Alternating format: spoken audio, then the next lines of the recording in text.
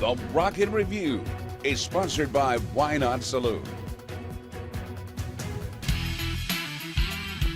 We're so thrilled to have back on the show multi-Grammy award-winning bluegrass artist. He's got a brand new album out that you're going to want to check out. You're going to love it as much as I do.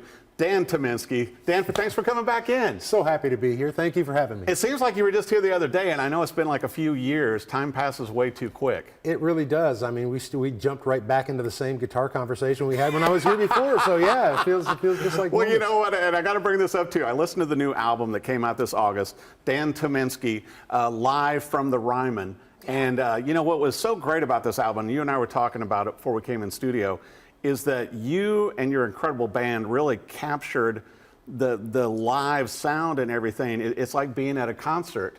And I know, but you guys kind of had to hold back because you're known for your live show. Well, hopefully it does. It makes you feel like that. I mean, I've been a huge advocate of live music my whole life. It's what got me into it, was traveling around and seeing music being made right in front of me. So live records mean a little bit more to me than some of the other stuff. So I was just so stoked at the thought to be able to do it at a place like the Ryman. If you could record a live record, one place on earth, you know, that's it. So yeah, we're very fortunate. Well, and you and I were talking also to where a lot of people here, certainly, you know, Music City, they think country music and everything like that. But truthfully, the birthplace of bluegrass music at the Ryman. Yeah, it's not what people might necessarily think of, you know, but there was music, you know, before the country music people know, you know, there was other music being played on that stage. And yes, bluegrass music was born there, you know.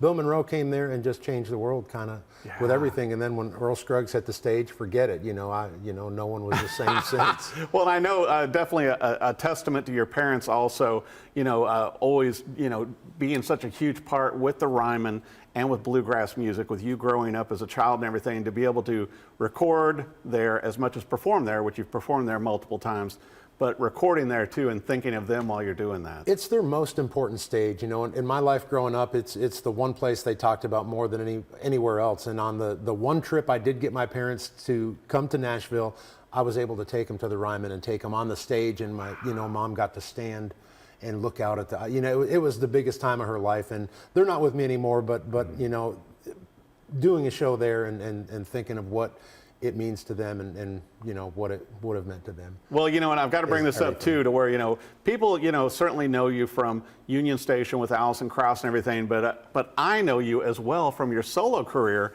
and you've done so many great things with, you know, with the Billboard charts, you know, with bluegrass, #1 and everything, as a solo artist. And I think people lose sight of that with what you've accomplished on your own, Dan. Well, I mean, I've been doing it for a long time, and I've spent most of my career behind Alison Krauss and Union Station, and then it seems like a few of the other big things that I've had, whether it be Avicii or other movies or stuff like that, it's always, you know, I'm that guy behind, you know, behind the scenes. I'm that voice you hear and not quite sure who it is. So yeah, we're trying to connect the dots to people that Tyminski is the show now, and we're out there pushing it, and it's been amazing actually to watch the audience grow and realize they already know us. They just didn't know they know us, and we get to see it every night. So it's still pretty exciting. Well, and I told you this too, Dan, the first time you came on the show, because I mean, knowing you and your music for years and listening to you and following you, it's like, you know, you lost a lot of weight and got in better shape, and so then you looked younger. I think that threw people too. I have actually gone to a couple festivals recently where the promoters that I have played for before didn't have any idea who I was. It was kind of funny. I'll tell you the funny one. I'll break from. But my granddaughter was my daughter was putting my granddaughter to bed, and she said, "Mom," she says, "now let me get this right. Pop is your dad?" And she said, "Yeah." She says, "My grandfather?" And she says, "Yeah." She said, she looked up at her mom. She said, "He seems more like an uncle." Which was my high compliment. But yeah, I mean, look, music keeps me young. My band keeps me young. Right. Loving what I do, you know, keeps me young. Everything else works against you, you know, but hey, I keep my focus on what counts. And you know, I've got to bring up the album again too, which I love the cover artwork and everything with Live from the Ryman that you did on this, Dan, and an incredible band, but the song selection had to be so hard.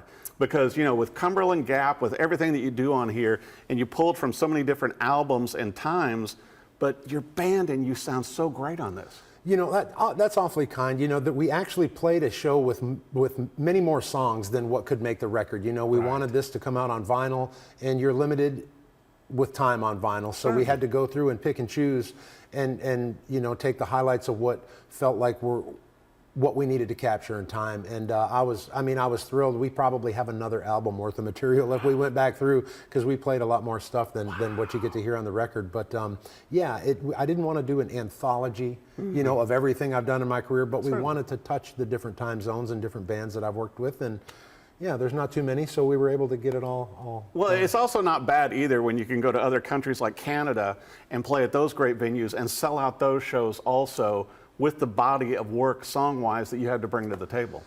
It's just fun to, you go to different parts of the world and you realize there is such a bluegrass community, that gather, and the support and everything they have to offer in all the different regions. I mean, we just got back from a Canadian trip, and it's amazing to hear the bluegrass players up there. They're fantastic.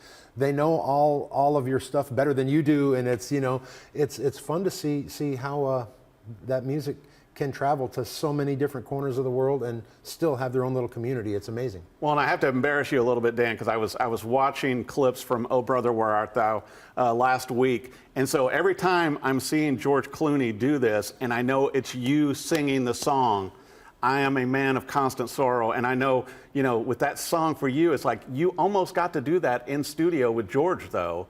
And that was going to be my big chance. But also, how is it for you when you're watching this on screen and it's still a classic with the soundtrack and with the movie, and knowing that you performed it and George is acting? Honestly, it was so weird. I have to say, his job was so much harder than my job. I mean, I got to go in and sing the song, and whatever came out, it came out. Okay, so there it is. Now and you're working with T-Bone also. T-Bone Burnett and Joel and Ethan Cohen, they were very hands-on through the whole process. Right. They were there through all of it. So yeah, it was intimidating to be there and hear that. But at the end of the day, when I watched the movie back and I watched what he did, I mean, he sold it to me. Right. He sold it to me. And you were the artist with the voice behind it. Hey man, hats off to the job that was actually difficult there. I mean, the song, it's not as popular as it is without his rendition.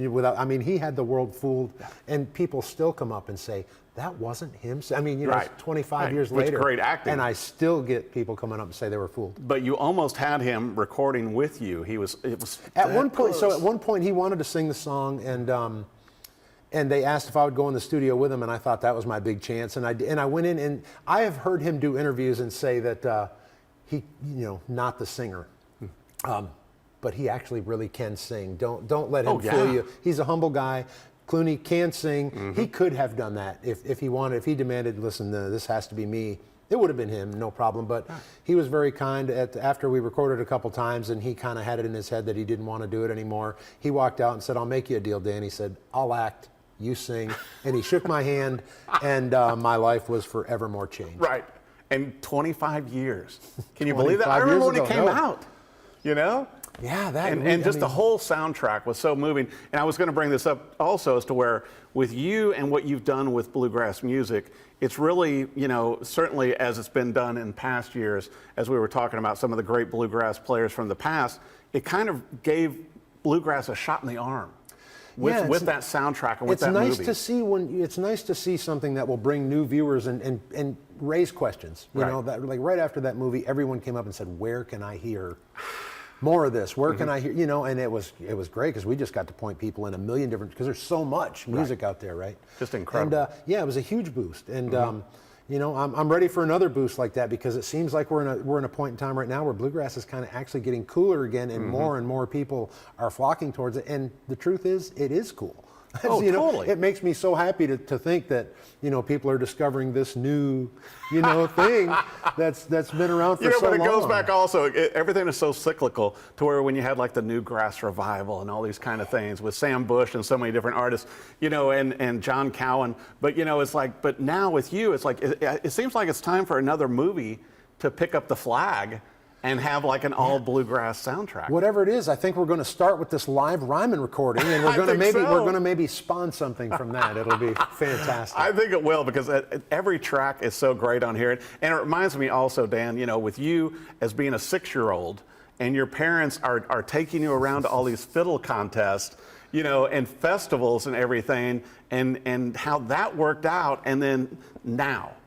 you know, and you taking on so many other great young artists in your band. Well, yeah, and that's really what they instilled in me was a love of live music. Since I can remember, since as far back as my memory goes, I've always been watching people make music, right? And I still get the same sensation when I play live. I mean, with the band that I have, the guys and gals that I play with are top notch in every way. Right. And I still get the feeling that I got when I was a little kid, you know, of watching that music beam. It excites me in the same way as when I was little. I don't know how else to explain it. It's just there's a certain thrill when it's being created. And yeah, live music for me, it's just where it's at. Well, and it shows too. And I certainly love all of your recordings, and you've done so well with your solo albums and everything, charting and all.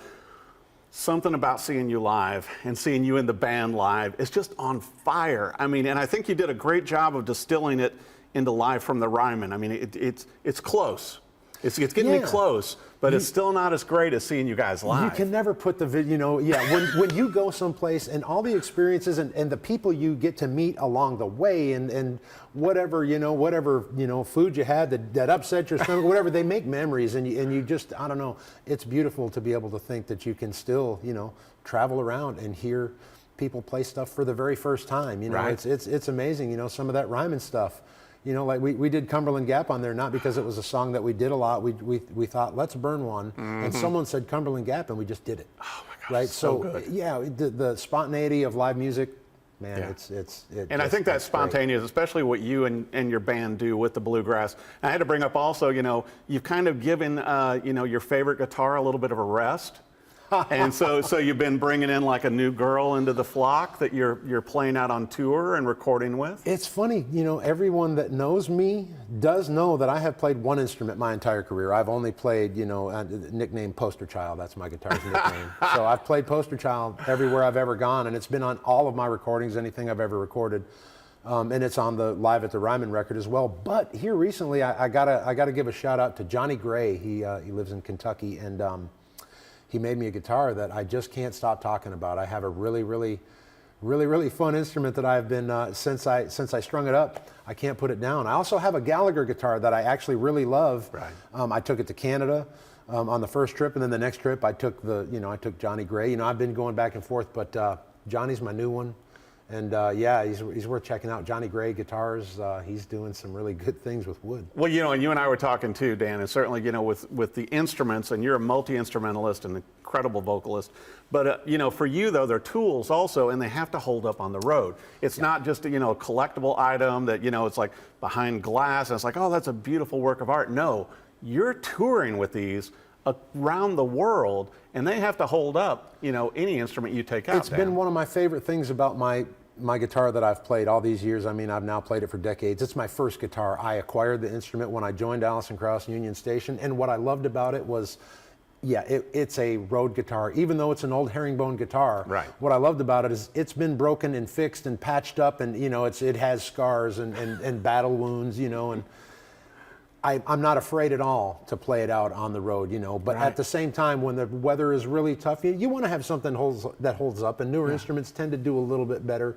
than that. You know, I have this, like I was talking, this Johnny Gray guitar, and, you know, I love it so much, I'm a little afraid to even play it out, you know, so. Yeah, it's not one of those to where you want like air conditioning on the bottom and heat on the top. You know, you don't want to take any chances. You've been hearing stories. Yeah, I've played a couple interesting shows where I was afraid my instrument was going to blow up for being cold on one side with air conditioning blowing and the sun on the other, and you know, you see all kinds of things when you play music, but it gives me cold chills with you just saying that, because well, I mean, it's just the opportunity. But it's opportunity for a guitar to just go pling. I've had stuff blow up in my hands before. You know, one time I had a fiddle and I was playing in my kitchen, and this is I had just acquired this fiddle. It was like from the 1700s. It was super old. And I was playing, I'll never forget, the double stop. I was playing this little B-flat doubles, and I was just drawing the bow. It sounded so great, and I was going, It was probably aggravating everyone else around me. Well, anyway, karma caught up to me, and I drug the bow like this, and I'm not even exaggerating. The fiddle went, oh my goodness. And pieces flew everywhere, and the damn thing blew up. Oh my god! While I was playing it. It scared me. It scared me crazy, and I never abused anything that hard again after that, and just played one note over and over again. Yeah, but whatever it was, the vibration had busted the tailpiece, and it wasn't a horrible injury that it's just, you know, the tailpiece broke. The Yeah, sometimes they'll explode on you. So yeah, you want to be careful with your instruments. Have good, Yes. have your stuff checked out, have it worked on, make sure it's playable. By professionals. And speaking That's of right. which, I got to bring up to where the new album is also going to be available in October on vinyl and CD, besides all the digital platforms. Yeah, we're really excited about the vinyl. It's people love it, and if you ever get the chance to actually go into any of those old hi-fi systems and play some vinyl, man, it's like going back in time. It really is. It really is cool. So yeah, I was thrilled that we were able to get. Well, and it on especially vinyl. with the great artwork that you have on there also, Dan. It's fun, right? Yeah, I think it speaks to you. There's a bigger connection. So I don't want to put you on the spot, but could there be a volume 2? Or what's going to be the next project? Because I know you're always working on another one. There's always a volume next. There's always a volume next. I don't like being wrong when I describe what the next thing is going to be. So I'll let that be a mystery for a little longer. But there is a next thing in the works, as there always is, and as always, very excited about the stuff to come. Right. Since I've been writing songs and trying to find my way into new territory. It's more and more exciting to go back in the studio. I mean, I love live music, but I also love capturing stuff. Right. It was great to capture the live record. The next project will be a studio project. Ooh. And again, excited about my song collection so far.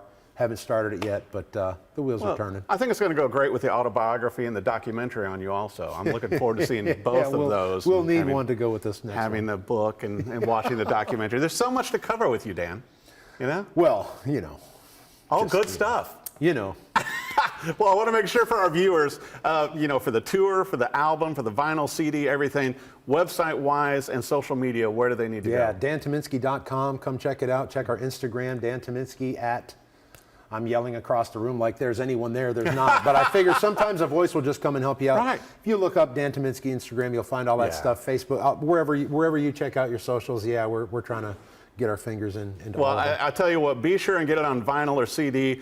Obviously, add it to your playlist. So many great tracks on here. Dan Tyminski, live from the Ryman. An incredible album. Every song on here is amazing, but you got to go see him live because you're going to appreciate it even more. Dan, it's always so good to have you on the show. It's always my pleasure. Thank I feel you like so this. I much. feel like this album is an award winner. Also, I'm just putting it out in the air there. Well, you know what? I'll give it my own little personal stamp of approval. Yeah. Whatever happens from here is all in territory I don't understand. But all you can try to be happy with it when you're done. And in this case, I really was. So yeah. Wow, it's a great album. Congratulations. My pleasure. Thank Thanks. you, Eric. Check it out. Live from the Ryman, Dan Tyminski.